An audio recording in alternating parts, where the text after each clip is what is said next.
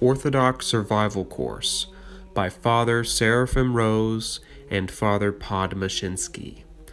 Lecture 5, The Enlightenment, Part 2. The brave new world we described in the last chapter, and the faith in science and nature, has another aspect to it, which is the religious view of this age. And in all these philosophers and writers we will examine, we see something which is already becoming, which is already familiar to us. Because many of the arguments they use we ourselves have heard. This is already, you can say, the wavelength or the universe of discourse in which we also talk. Their arguments were a little bit different. They were more naive than the enlightened scientists today, but still, they're talking basically the same kind of language. This age of the Newtonian system is also the age of the religion of reason. One can say that in the age of Renaissance and Reformation, Christianity was either neglected or it was boiled down to its essentials. Simplified as the Protestants tried to do, but those who believed in Christianity, were still keeping somehow onto the past.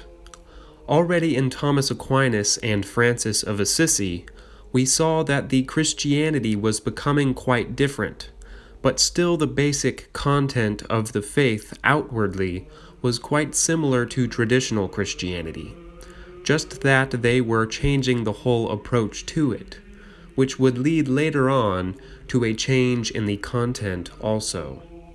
But in this new age, the age of Enlightenment, we see that the very content of the faith now is being changed, and quite new religious ideas appear.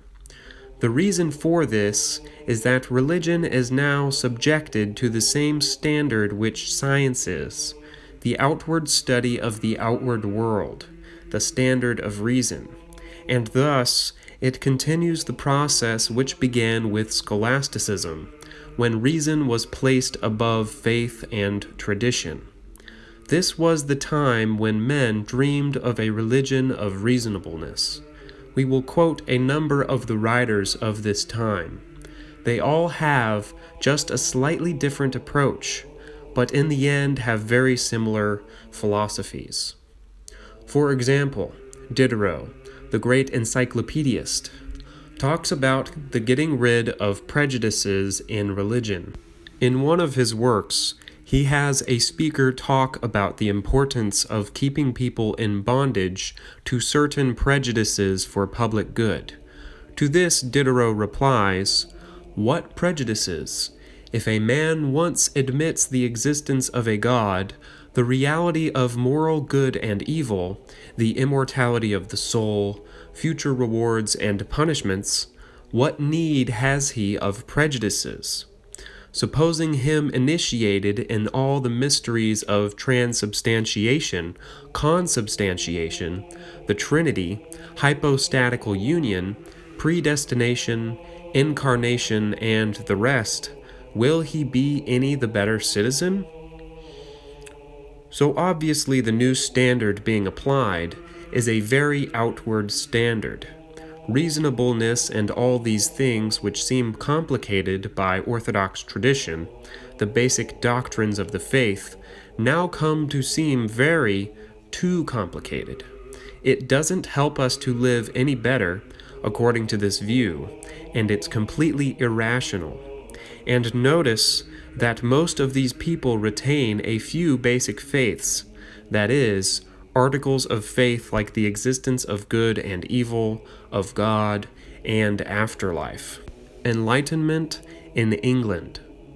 In this period, the leadership in the expressing the spirit of the age passes over to England, because England was the place where after 1689 there was the Edict of Toleration, where all religions and all the Christian sects are allowed to exist except for Catholicism and Unitarianism, that is, various kinds of Protestantism, Anglicanism became legal.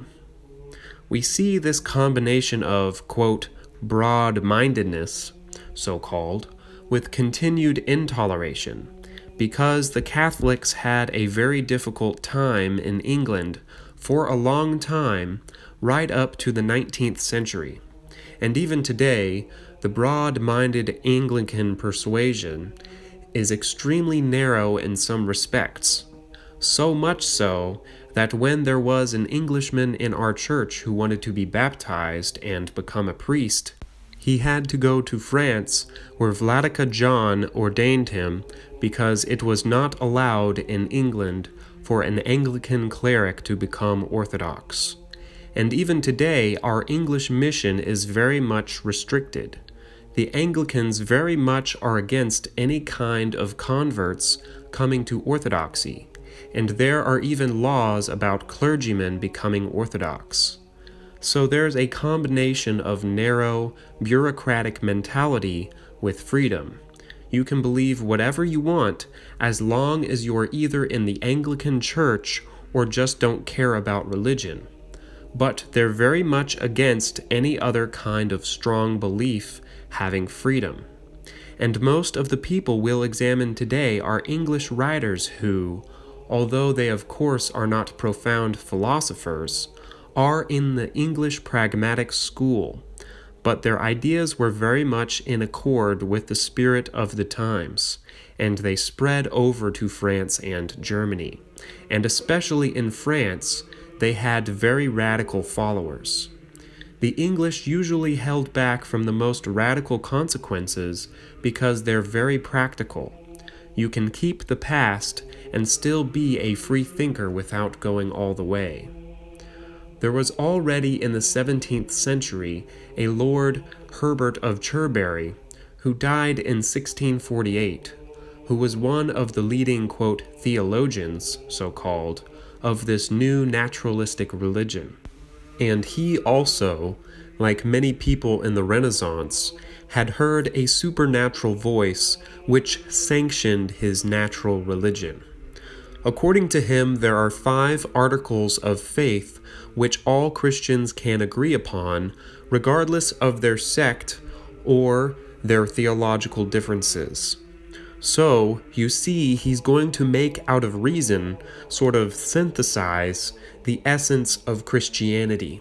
And these 5 articles of faith, which everyone agrees on, are, namely, that God exists, that he is to be worshipped, that he is worshipped chiefly by piety and virtue, that men are called to repentance, and that there is an afterlife of rewards and punishments.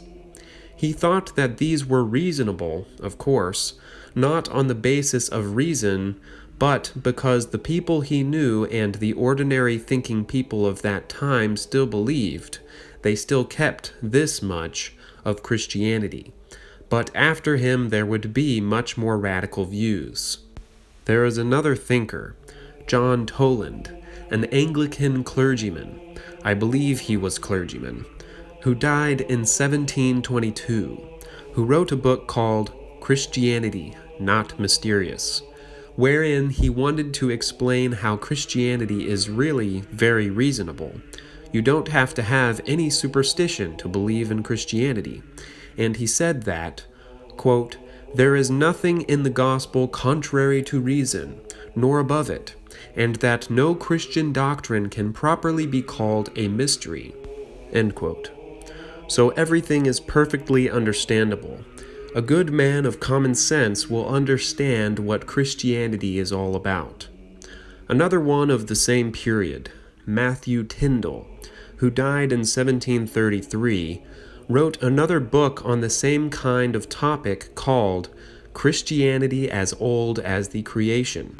And according to him, the gospel is simply the law of nature, and any revelation above this is really quite useless. Christianity is reduced simply to what is natural. There were at this time 2 schools of thought in England. That is, the conservatists, who were called the supernaturalists, and the radicals who became the deists. But they all had in common this faith that religion is nothing but what is natural. The supernaturalists thought that revelation did add something to natural religion, although not very much.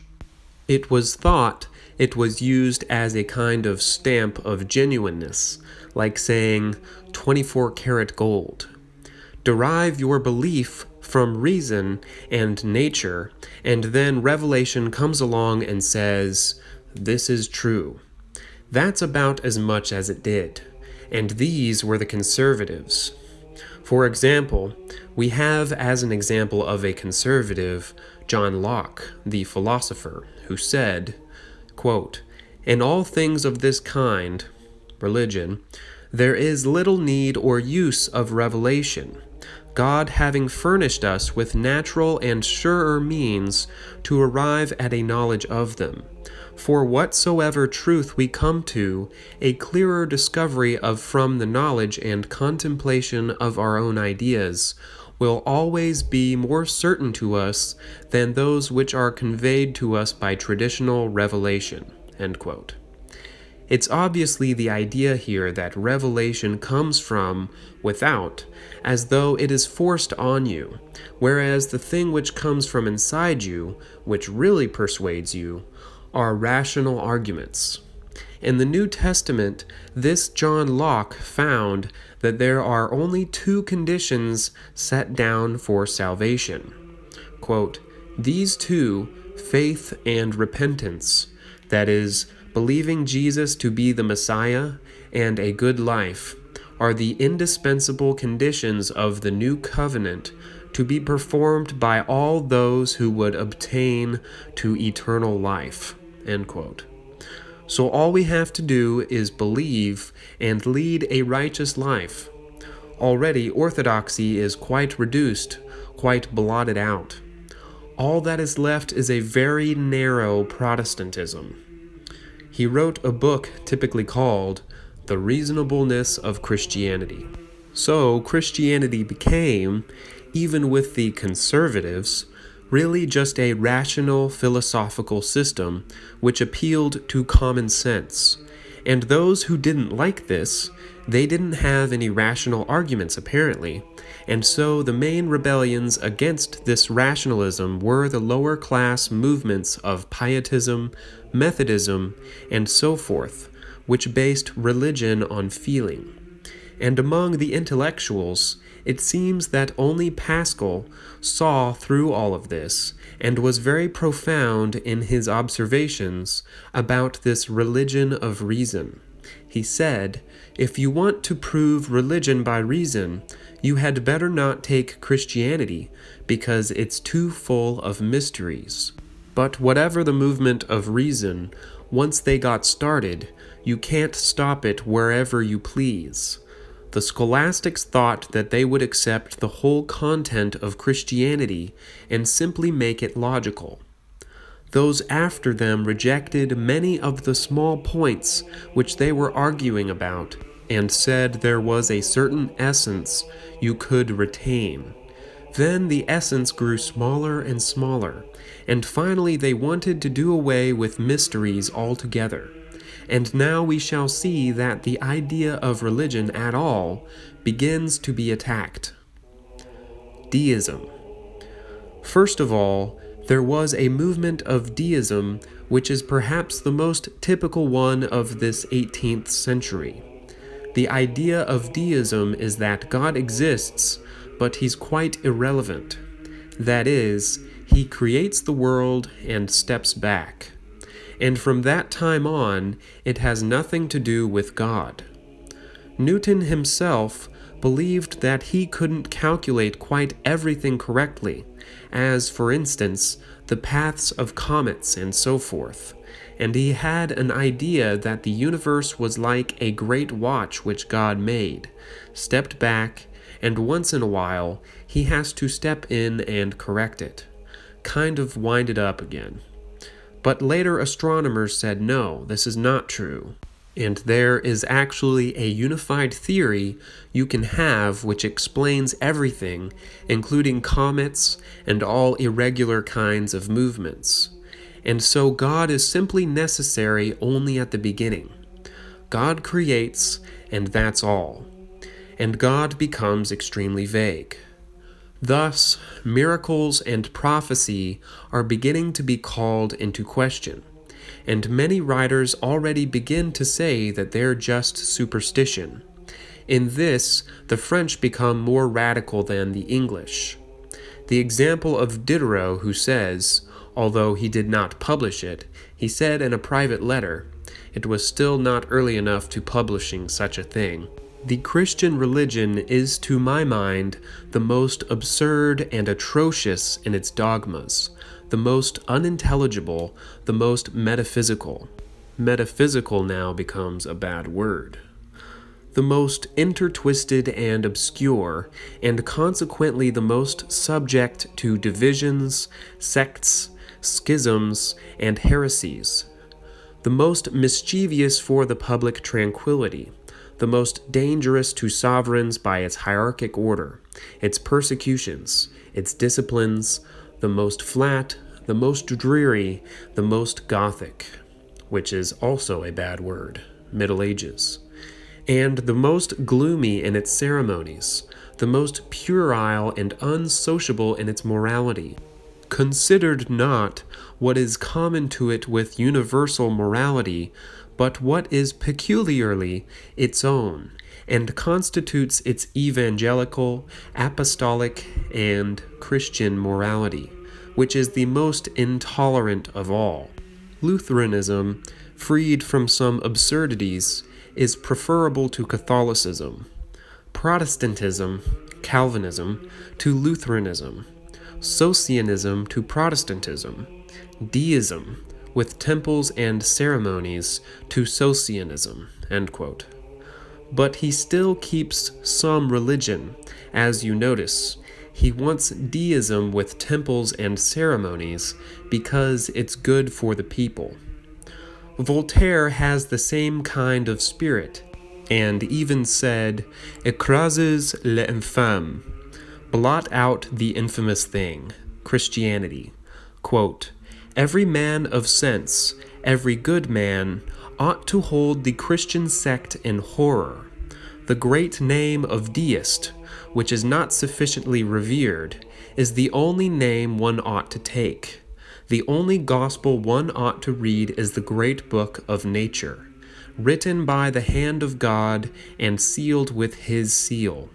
The only religion that ought to be professed is the religion of worshiping God and being a good man. It is as impossible that this pure and eternal religion should produce evil as it is that the Christian fanaticism should not produce it." End quote. Against miracles. The last defense of people who were defending supernatural religion on anything except a purely emotional basis was the existence of miracles. And there was one writer in England who took upon himself to finally demolish the whole idea of miracles, and that's David Hume, a Scotsman, whom we will discuss later on as very important to our contemporary whole philosophy. And it's interesting, this textbook on modern thought, which was written in the 20s by a typical enlightened man, Randall, who's very precise about his quotes, analyzing the ideas, but he himself is very much a product of all these ideas. And so for him, Hume is very much the standard. He says, quote, "In his famous essay on miracles in 1748, he proved so conclusively that intelligent men have rarely questioned it since, that a miracle, in the sense of a supernatural event as a sign of the divinity of its worker, cannot possibly be established. Even could it be shown that the events recorded did actually take place, that they were supernatural, and that they sufficed to establish a religion, it is still impossible to demonstrate.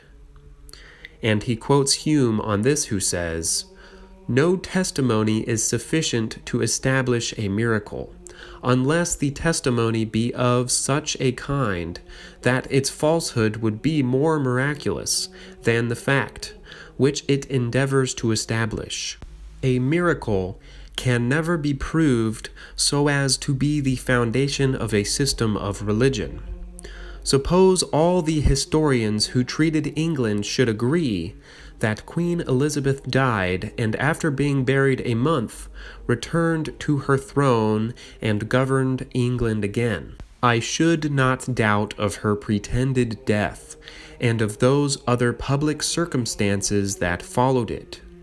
I should only assert it to have been pretended, and that it neither was nor possibly could be real. I would still reply that the knavery and folly of men are such common phenomena that I should rather believe the most extraordinary events to arise from their concurrence than admit of so signal a violation of the laws of nature.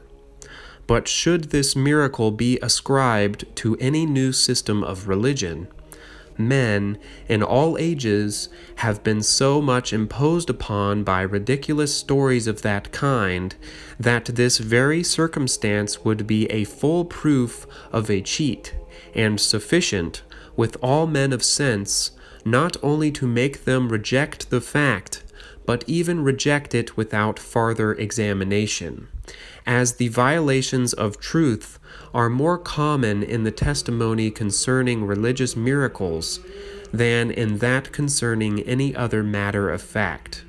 This must make us form a general resolution never to lend any attention to it, with whatever specious pretense it may be covered."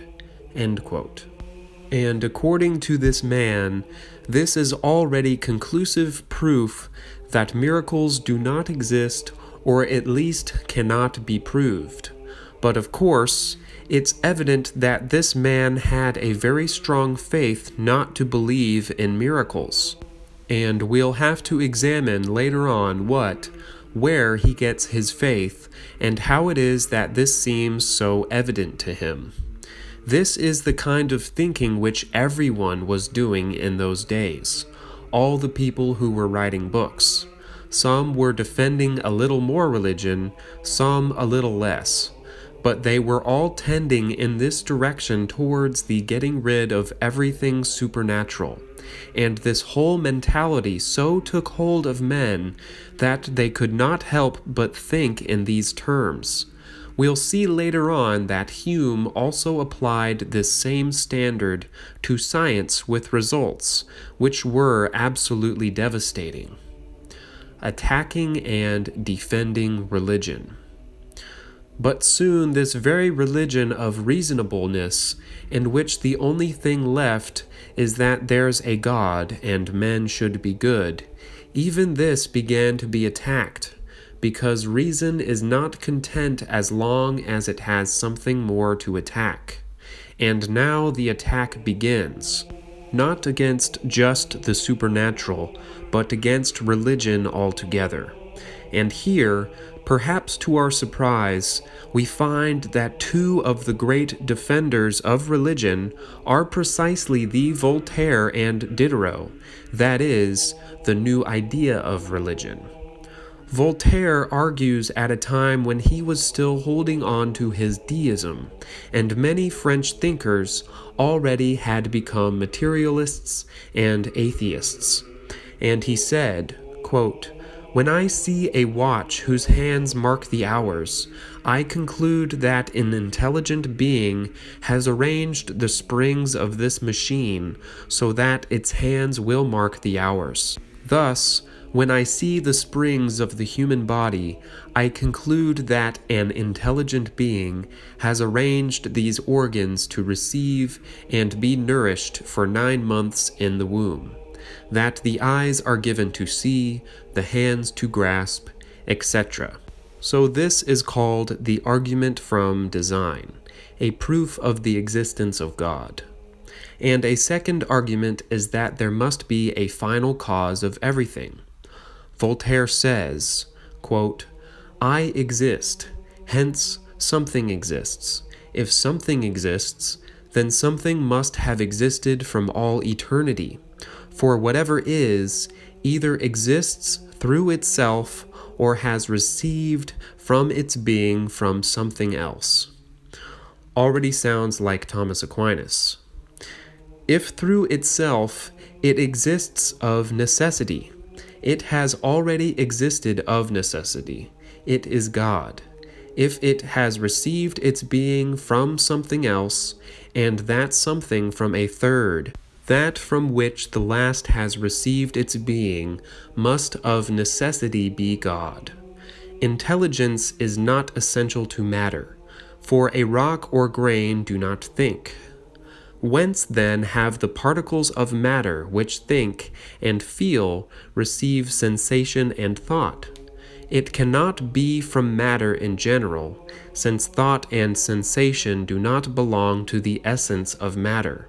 Hence, they must have received these gifts from the hands of a supreme being, intelligent, infinite, and the original cause of all beings.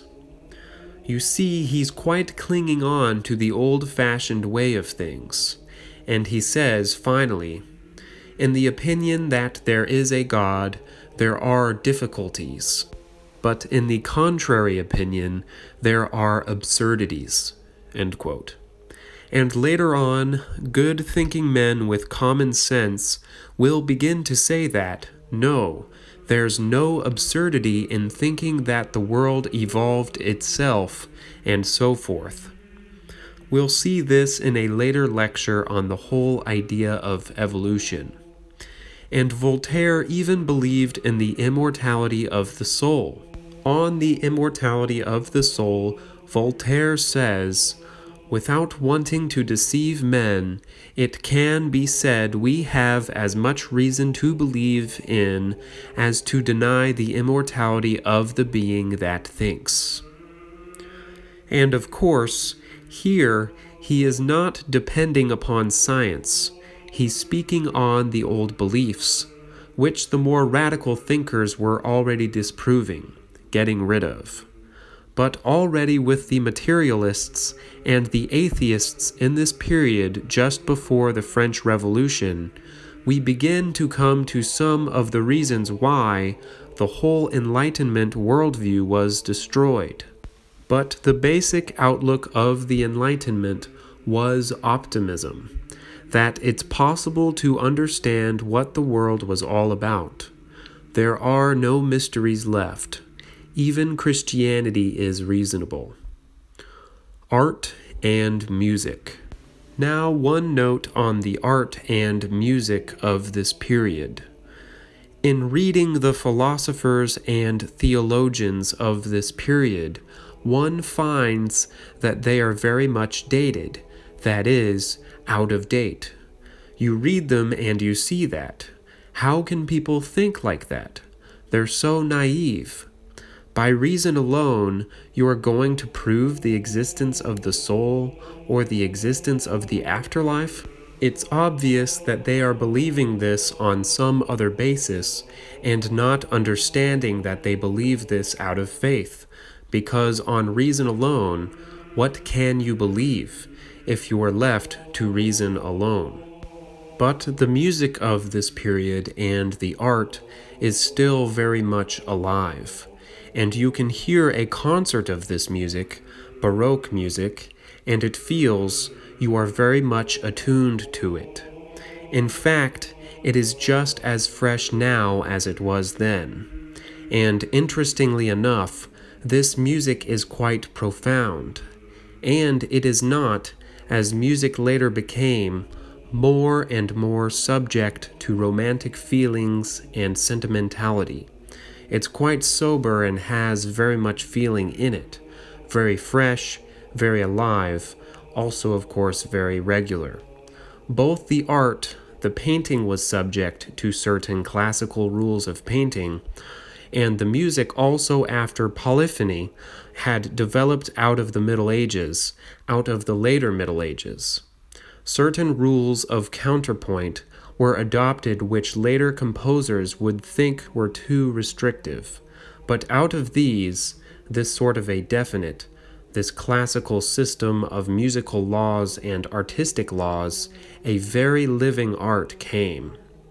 One man even said this was one of the pinnacles of human achievement. Whether one thinks of Handel or Bach, or Rameau, David, the English composers Purcell, Burke, or the Italians Corelli, Vivaldi, they're all on an extremely high level. Of course, in Germany also there are others. Schütz also. They wrote both religious music, the passions, various kinds of passions, and cantatas, and secular music. This music, of course, is not spiritual music. Even in the religious music, you can see that it is not the same as the Orthodox church services, which arouses one to contrition, which has a definite function in one's spiritual life.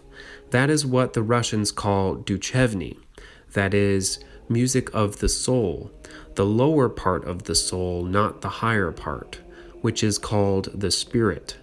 Thus, this does not have the supreme worth that true Christian art does, whether the icon or the church music, which leads the soul to heaven. This is more of, you sit back and you contemplate, relax and enjoy, but kind of thinking about it. Although there's some extremely pious music. Bach wrote one piece called I Rejoice on My Death, about a person ready to die, and it's obvious he had deep religious feelings. But this music also is not something which should be just thrown out, because it is very, extremely refined.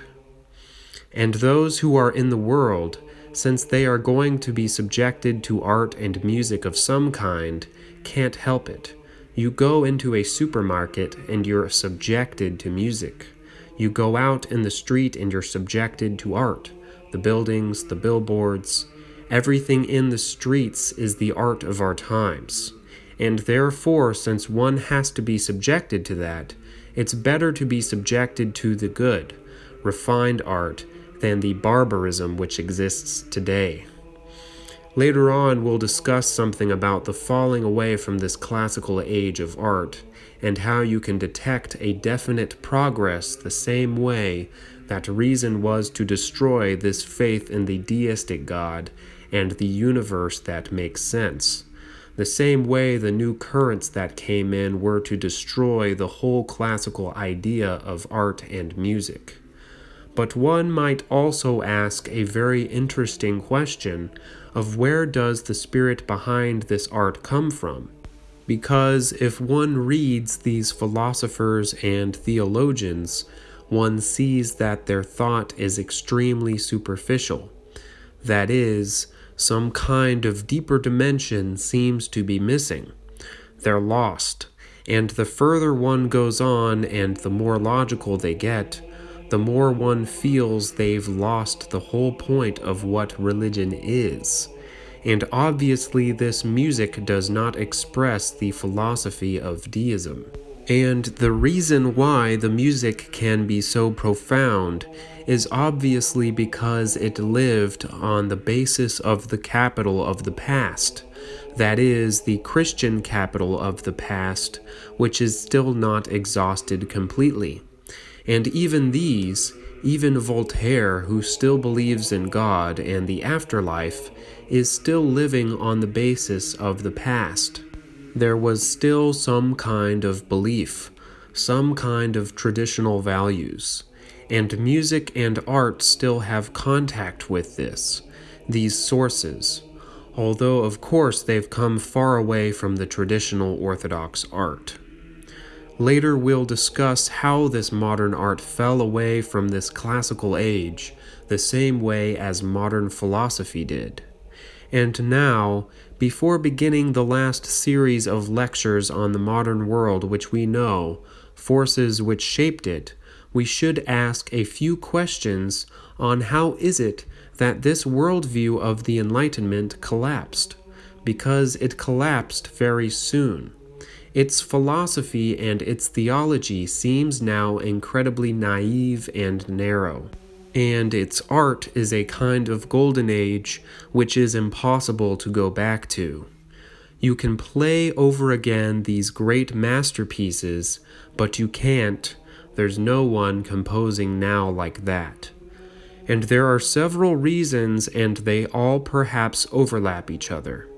One is the very thing which Kuryevsky talked about. That reason, once it is exalted above faith and tradition, continues and produces its own destruction. The reason which first produced scholasticism then produced the Reformation, because you are criticizing the religion itself. And finally, first is the Reformation, a criticism of the medieval Catholicism, and then the criticism of Protestantism produces the atheist agnostic philosophers of the 19th century. And after Kuryevsky, we'll see that it produced the actual suicide of reason. Once one accepts reason as the standard of truth, you have to follow it all the way. And that is why, as we are examining these religious thinkers, we see that one generation holds on to more of the past and thinks that it is rational. The next generation subjects that to criticism and holds on to less, but thinks there's still something left. The next generation destroys all that and thinks there's very little left, and that generation resembles the next one. As long as you believe that reason is capable of giving you truth, you have no argument against it. And that's why there was no one, even the ones who were defending Christianity, were arguing on the same rationalistic terms. It's the same thing that Dr. Alexander Kalamiros talks about, that between Orthodoxy and the West, there is this gulf, because in the West, they are all talking in the same language. The Protestants, Catholics, sectarians, atheists. It's all the same language. They're all used to taking reason as the standard, even when they do not take it all the way, because they're scared to go too far. Most people, still, they have this rationalistic atmosphere in common. And in that atmosphere you cannot escape. You have to admit that reason is capable of truth, and, therefore, when your enemy has a very good argument, you have to grant that that's true. If it's true, he explains away your faith. But in Orthodoxy, reason has an entirely different function, which we'll talk about later. And so we'll see also in one of the next lectures that the history of our world in the last 200 years is a continuation of a kind of dialectical process whereby reason overthrows everything in the past and finally destroys itself. That is, reason must destroy itself once it is given the license to be the standard of truth. That's why this Enlightenment age seems now so naive. Another reason which acted for the overthrowing of this worldview is that the loss of the whole spiritual tradition and spiritual experience, which we can see by the very fact that reason is made the standard, which means they lost the spiritual tradition. This loss made men actually hopeless, helpless, before the negative criticism of reason, which you see in Voltaire, being very pathetic in his defense of some small part of the old tradition, and also made them unaware of non-rational influences, which actually act upon the rationalists themselves. Later on, people will become more aware of this, and that's when reason actually destroys itself in our own time. And also they did not see when demonic powers intervened, because they don't believe anymore in demons. These people weren't even arguing for the existence of demons anymore. So this is why we discussed earlier some of the undercurrents of Chiliasm and the mystical view of science. It's obvious that there are many forces under the surface, irrational forces which dominate one's behavior, and a person who thinks he's very rational, very reasonable, who believes only in reason, obviously has a kind of mystical faith in this reason. And most of them at this time were totally unaware of that. Again, this view of theirs was so one-sided. Once you start reasoning, you do away with all kinds of things which you used to believe in, or would wish to believe in, and you go a lot farther than you would feel like going. And after a while, it's natural that people will say, "Wait, wasn't there something then, too?" And so this very one-sided rationalism led to a revolt against it, which is on the religious level. There was this underground, this pietism and Methodism. And now, beginning also at the end of the period, occultism and the so-called Romantic Revolt, in which everything medieval all of a sudden becomes very attractive, because it seems much richer than this narrow Enlightenment philosophy. The experimental ideal in science also had a function similar to that of reason, because it is never satisfied. It always wants to test its conclusions and come to new conclusions. So, scientific ideals, these theories are constantly changing, and this helped overthrow this scientific synthesis of the time of Newton. Progress. Again, the idea of progress which we saw in this period, in the earlier part of this period, the idea of the ancient was kept very much alive because of the Renaissance. That the ancients were the ones who were for us the true standard. If we can only get back to them and away from the Middle Ages and superstition, we will be fine. But then is when the sciences begin to become the dominant form of thought, the scientific worldview. People begin to see that anyone living today has more scientific knowledge than someone living in antiquity. Now, science for the first time is being pursued systematically, experiments and everything else. And so the people defending the ancients finally have to say that only in literature do the ancients hold the supremacy. And then, with the outpouring of great classical literature of this period, and music and art, even there they say that, no, the moderns are also superior to the ancients, because now we have a superior philosophy, and art also is superior. And out of this battle between the ancient and the moderns came the development for the first time of the idea of progress, which is actually quite a religious idea, which we'll examine later. But the very idea of progress, that the present is building upon the past and improving it, and future generations will improve upon us, that there will be an unlimited progress, and man will constantly go ahead. This obviously destroys the idea that there's one standard, the classical standard from the past, whether Christian or pagan or what. Therefore, everything becomes a living seed, and one exists actually just for the sake of the future people who are going to improve upon it, and where, after a while, when a person begins to realize that this is a movement of philosophy of constant change, constant movement, then the soul begins to be upset. It's a sign that there's no peace, no security. In the 19th century, this leads to the evolutionary worldview. It's a quite distinct worldview. In fact, quite as powerful as the Newtonian worldview, but quite different. Finally, when thinking these rationalistic ideas, people sitting in their closets and thinking out logically what is true, what is false, what can be retained from the past, and what has to be rejected.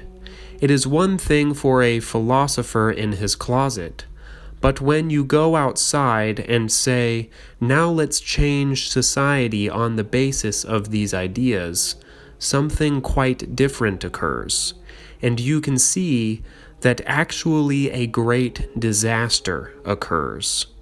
And that brings us to the subject of the next lecture, which will be the Revolution, the French Revolution, and the whole revolutionary movement of our times, which is the application of rationalistic ideas to the changing of society, the changing of the whole outward order of life. And here we will begin also to examine more the source of some of these rationalistic ideas, where they came from, why people came to believe that reason is the one standard of truth. The whole ideal of the Enlightenment age, the age of deism, was, of course, the atmosphere from which modern Masonry arose, the idea of the grand architect God, God who is somewhere remote in the heavens and doesn't touch us. But the whole subject of Masonry will come up in the next lecture on revolution, because it was the power which was very responsible for producing the revolution, that is, the deistic idea. And there's very important reasons why deism, although it seems quite outmoded and disproved, lasted on in the Masonic lodges. Because the whole of the modern worldview is not atheistic and is not agnostic. It believes in God. It's only a temporary period where agnosticism and atheism are replacing Christianity for a certain purpose, so as to come back and worship the true God according to the revolutionary philosophy, which the Masons still believe today. The grand architect is the new God. This concludes the reading of Lecture 5 of Orthodox Survival Course by Fr Seraphim and Fr Podmoshensky.